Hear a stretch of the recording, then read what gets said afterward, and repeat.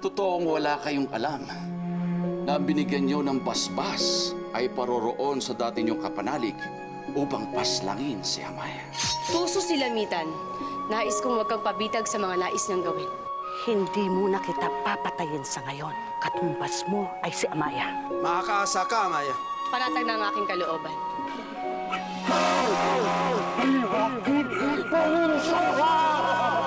Hindi namin maunawaan, Uray. Paano mapapahamak ang punong babaylang Asinas? Meron ba akong dapat ipag-alala sa kanya? Hindi siya sumusunod. May mangyayari ba kay Bagani? Nakasalalay sa atin ang bugna ng banwang ito. Kaya dapat tayo magkaisa. Bagani, Iloy, nasaan kayo? Ba't hindi kayo muli magsalita? Iloy, magpakita kayo sa akin!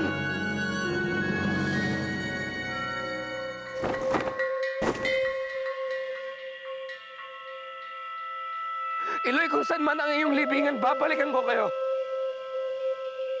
Babalikan ko kayo upang mabigyan kayo ng karapat-dapat na hantungan.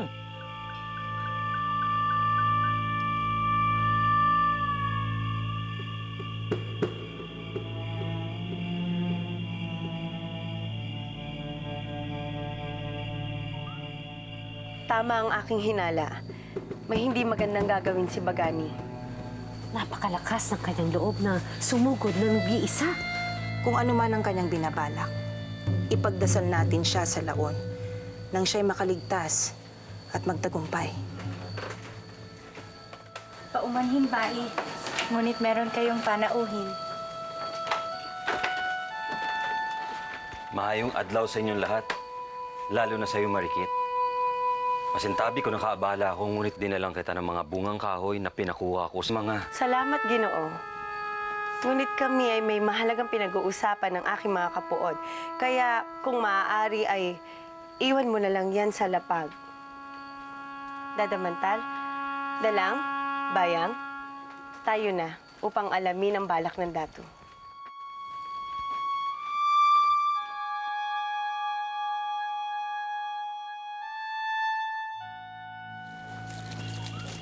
Punong babaylan! Busay! Punong babaylan! Punong babaylan! Magising kayo, punong babaylan! Punong babaylan, naipapatid na sa amin ng mga alabay ang naganap sa inyo. Umayos na ba ang inyong pakiramdam?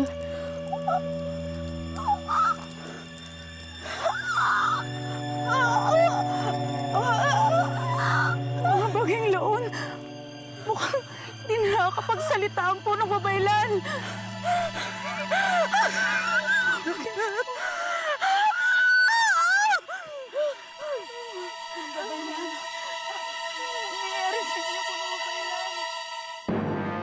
Ang Hara ay naglalakbay ngayon upang sumabak sa isang digmaan laban sa mga kaaway ng Puod. At habang siya'y naglalakbay, tayo naman ay magpapakasaya dito.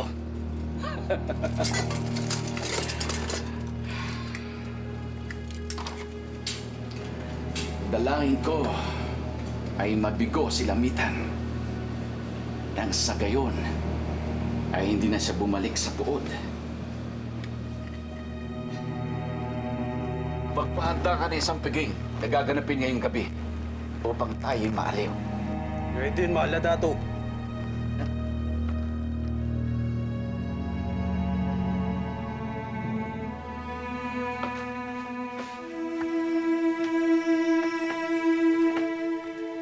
Tungkol saan ang pagtitipon na to?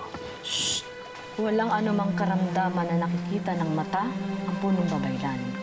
At ang kanyang karamdaman ay dulot ng makapangyarihan sumpa ng diwata. Paano natin maibabalik ang kanyang kakayahang makapagsalita? Maaari tayo mapaganito sa iba pang mga diwata upang tumulong sila kay Asinas at upang kalabanin nila si Malanduk. Nang sa gayon, maibalik ang tinig ng punong babaylan. Kung sa gayoy, isagawa agad natin ito upang matulungan ang ating pinuno. Paparating na sila. Paputokin na ng mga lantakan.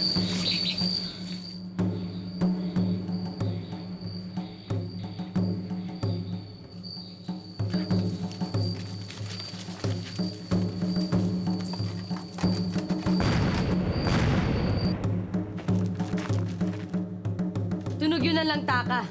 Nangangahulugan na dumating na ang hukbo ni Lamitan. Batid ba ito ni Sungil? Oo, Pusaka. At ni Dato Girong, alam nila ang kailang gagawin. Kaya maging panatag ka. Sa ngayon, hihintay na lamang natin ang pagdating ni Lamitan.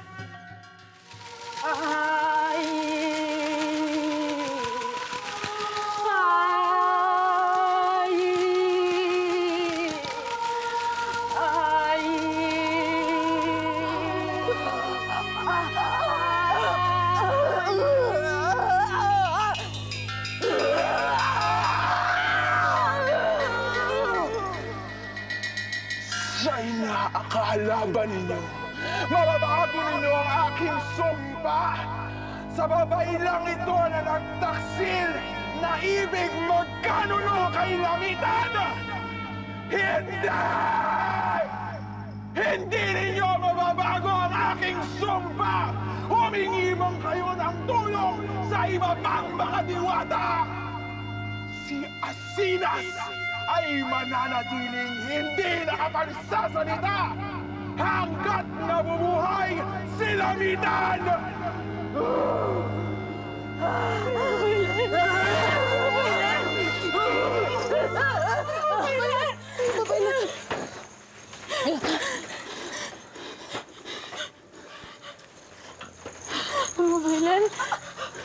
Babaylan. Hindi matatalo si Lamitan sapagkat pinagpala siya ni Malandok.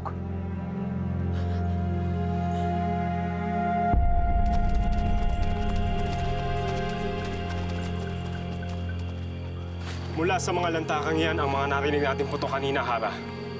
Nangangahulugan yon na nabigyan na ng babala sila Amaya. At batid ko na alam na rin nila na may mga dayong dumating dito. At maaaring ang iba sa kanila ay nagmamanman na sa atin. Ano ang gagawin natin, Hara? Magtalaga ka ng mga mandirigma upang magmanman sa paligid. Kayo! Sundin ang Hara!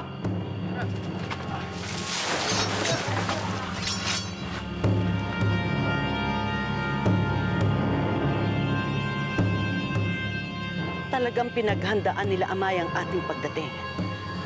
Mabibigurang bihagin siya, Lamitan. Hindi mo matatalo ang babaeng tinagna. Tumahimik ka.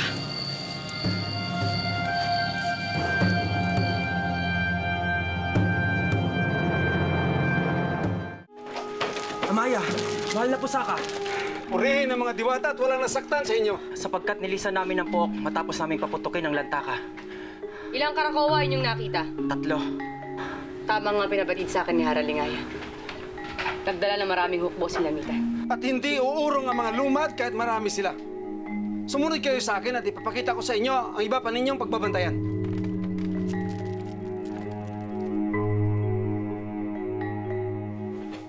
Lamitan. Huwag na huwag kang magkakamaling tumungtong sa aming banwa. Sapagkat tinitiyak ko sa'yo, hindi ka magtatagumpay. Natitiyak kong hindi lamang iyon ang patibong na inihanda laban sa atin. At kung susugod ng sabay-sabay ang ating mandirigma, natitiyak ko na maraming mapapaslang ng walang laban. Hara, may mga kasama tayong mandirigma na pangangaso ang kinabubuhay. Matalas ang kanilang mga mata sa mga patibong na inihanda ng mga kalaban. Kung gayon, tiyakin ninyong mawala ang lahat ng patibong. Masusunod, Hara. Tayo na!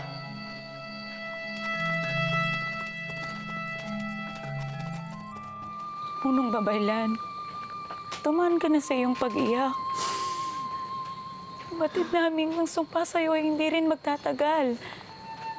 Kaya't huwag mo munang isipin yun. At sa halip ay kumain ka.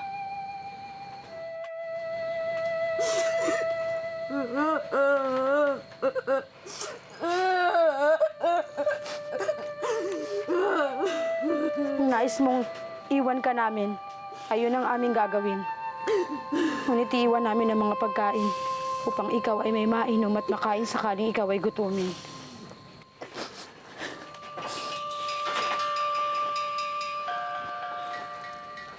Ginoo? Huwag kayo maingay. Walang ibang dapat makalam na narito ako sa pod. Asinas, batid ko nang naganap sa aking uloy. Pinas lang siya nilamitan at nais kong malaman kung saan ko siya matatagpuan.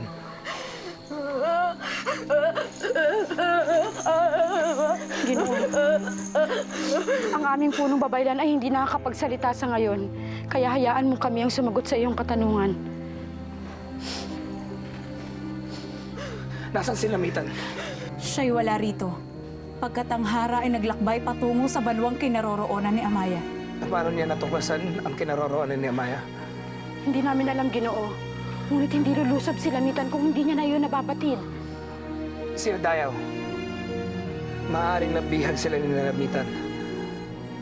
Maaaring nalaman ni Lamitan kinaroroonan ni Amaya mula sa kanya. Huli ng lahat upang mabigyan ko pa siya ng babala. Hinihiling ko sa inyo, ipagdasal niyo si Amaya. Ipagdasal niyo ang kanilang katigtasan. Na siyang aming gagawin, Ginoo.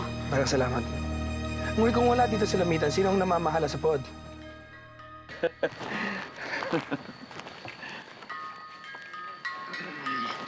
Dato.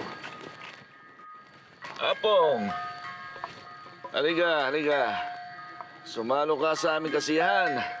Halika! Hindi na, Dato. Pagkat naparito ako upang ipagbigay alam sa'yo na si Asinas ay hindi na nakakapagsalita. Bunga ng sumpang idinulot sa kanya ni Malandok. Totoo ba yung pinagbigay alam mo sa akin? Naroon ako nung sinusubukan siyang pagalingin ng mga babaylan at sila'y nabigo na mapagsalita siyang muli pagkat sinumpa na nga siya ni Malandok. Si Dato Pulahan ay hindi nabibilang sa pood nito. Wala siyang karapatan mamahala rito. Ngunit hindi malayong iwan sa kanya ni Lamitan ang pamamahala. Lalo't sila ay mag-asawa na. Tunay na tuso si Lamitan. Nabigo man ako, maabutan ko siya dito sa pood. May gagamitin ko ang pagkakataong ito upang mapilayan ko siya. Bakit, Ginoo?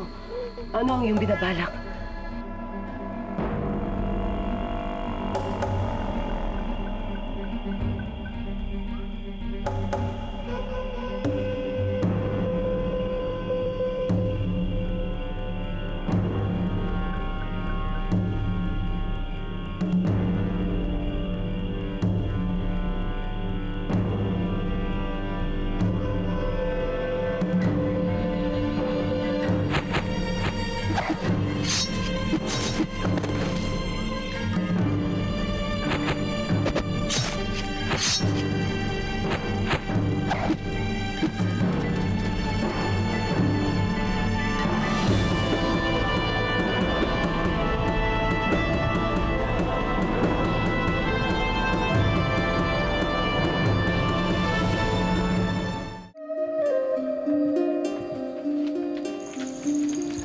Ito ang aking balak gawin.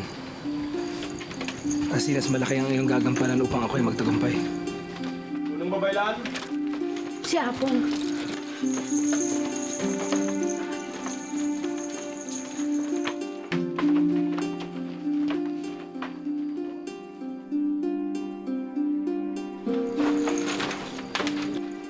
Punong babaylan, ako'y galing sa balay ng Hara at nakausap ko si Dato Pulahan.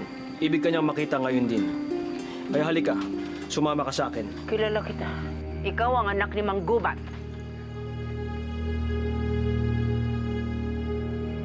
Lamitan!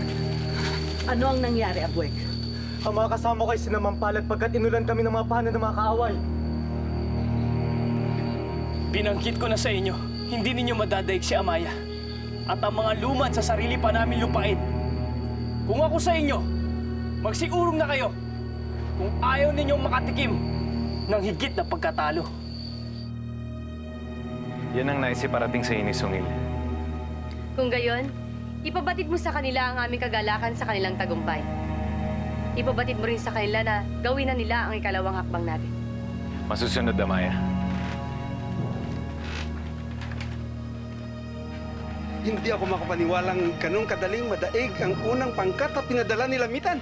Ngunit Pusaka, hindi ko magawang magsaya.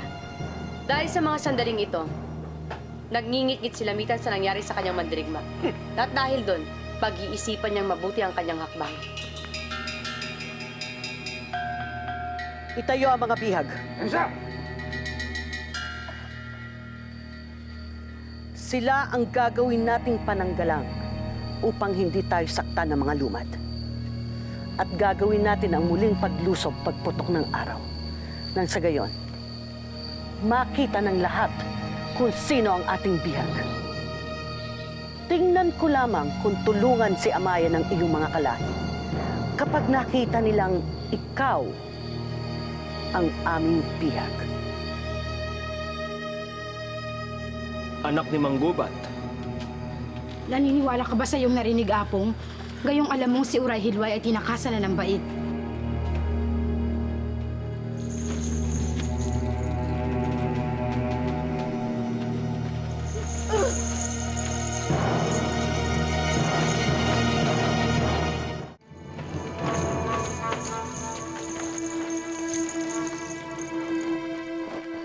Sinong anak ni Manggubat ang iyong tinutukoy baliw na matanda? Nakikita ko na siya. Naririto siya sa silid na ito. Si Lingayan. Naririto siya. Pangalagaan mabuti ang ating mga bihag at sabihan ng ating mga kasama na laging maging handa sa anumang pagsalakay. Masusunod, Hara. Ikinalulungkot ko na mapalis ang ngiti sa iyong bibig, Ginoo. Ngunit sadyang hindi ako makakapayag na hindi maganap ang aking ibig. Hindi maaari ang iyong winika. Baliw ka ngang talaga. Asinas, tayo na. Sumama ka na sa akin. Ipagpaumanhin mo, Apong. Ngunit bibihisan namin ang punong babaylan nang sa gayon ay maging karapat-dapat siya kapag humarap sa dato. Kaya umalis ka na, kami nang bahala sa kanya. Bahala kayo. Kailangan na niyang humarap kay Datu ngayon din.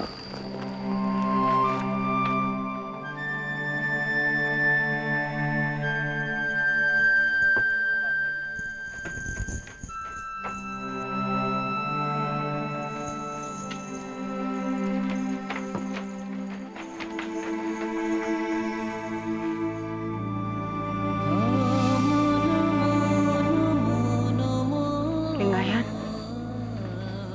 Ikaw nga ba yan?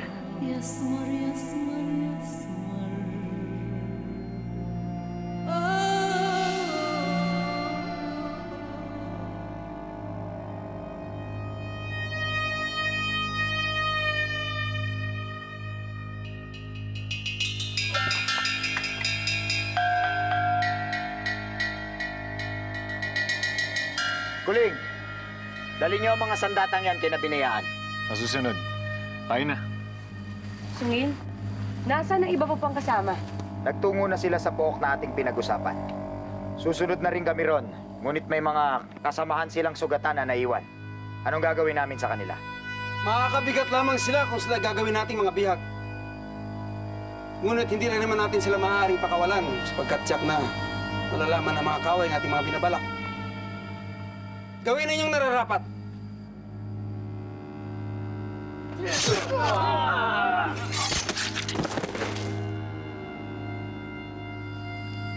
Batid mong wala tayong maaaring pamimilian kundi ang gawin ito. Batid ko yan, Pusaka. Sungil, kumain na kayo. Masusunod, Amaya. Tayo na, mga kasama!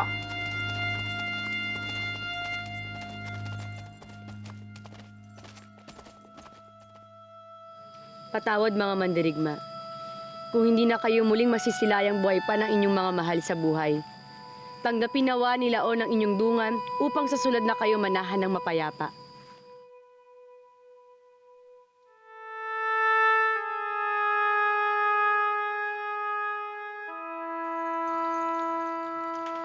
Hindi na magbabalik si Apong. Pagkat nakatitiyak siya, nahaharap ngayon din sa dato ang aming punong babaylan. Higit na mainam. Umaayon ito sa akin na isip na paraan. Asinas, ang sagot mo na lamang ang aking kinakailangan. Pumapakay ka ba sa aking naisip na paraan? Batid kong lubhang mapanganib ito at nauunawaan ko kung kayong tatanggi.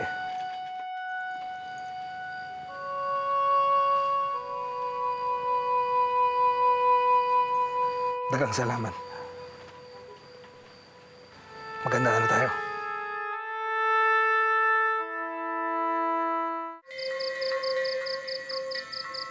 Tahimik na tahimik, Kapid. At wala akong tiwala sa katahimikang ito. Batid kong may ginagawang hakbang si Lamitan laban sa atin. tumigil!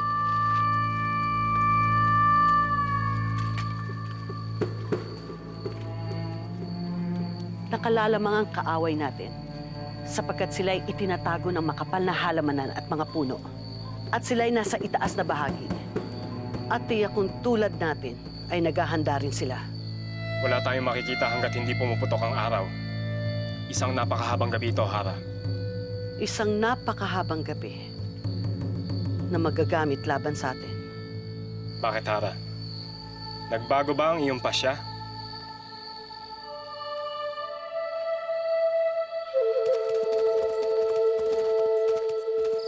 Ilang sandali na lamang ay naghihintay sa akin ang babala sina Sungil.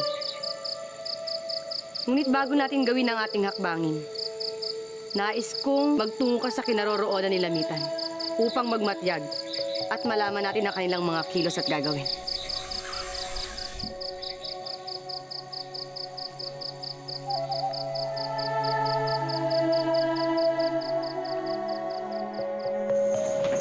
Sino kayo? Ano ang inyong kailangan sa aming dato?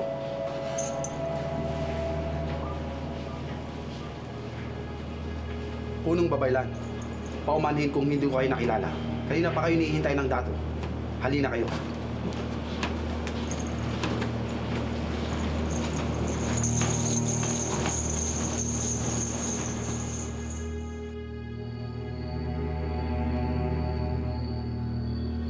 Dalian nyo. Babalik tayo sa Karakowa. Dali!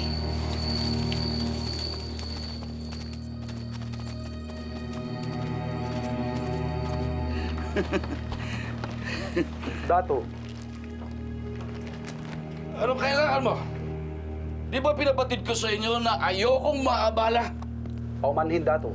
Ngunit narito ang Punong Babaylan kasama ang kanyang mga abay. Iwan mo na kami. Iwan niyo muna kami. Nantayin niyo ako sa labas.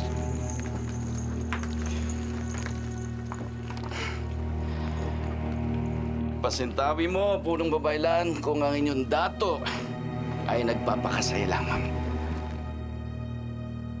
Ano't kayo'y nakapang luksa? Hanggang ngayon ba ay pinagluluksa niyo pa ang pagkamatay ni Silay na sa aking pagkakabatid ay matagal nang nailibing? Bakit hindi ka magsalita? Nangangahulugan ba na totoo pinarating sa akin ni Apong na ikaw ay tinakasan na ng iyong tinig, dala ng sumpa?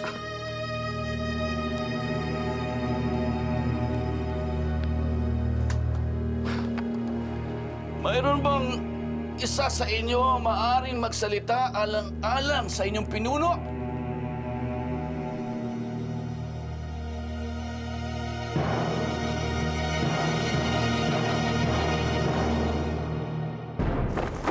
Doon ang balwa ng mga lumad.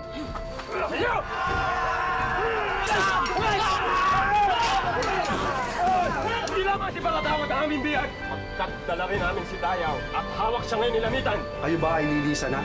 Ang dato! Ang dato! Yung dato! Ipinababatid ng Hara na nais niya makipag-usap sa pinuno ng baduang ito. Ang ama ni Dayaw, sa sandaling biguin niyo ang Hara, ay mamamatay si Dayaw. Buhay ng anak ko nakasalalay dito. Buhay ng aking tagapagmana. Kaya pumapayag akong makipag-usap kay Lamitan. May mahalaga kayong dapat malaman. Ano yun? Ang ating mahal na dato, sinaktan ng mga babaylan. Bilisan niyo, pakawalan niyo sila! Natatakot ako sa kahihinatnan ng pag-uusap ni Pusaka at Lamita. Batid kung ikaw ang ibig ni Lamita na maging kapalit ni Dayaw.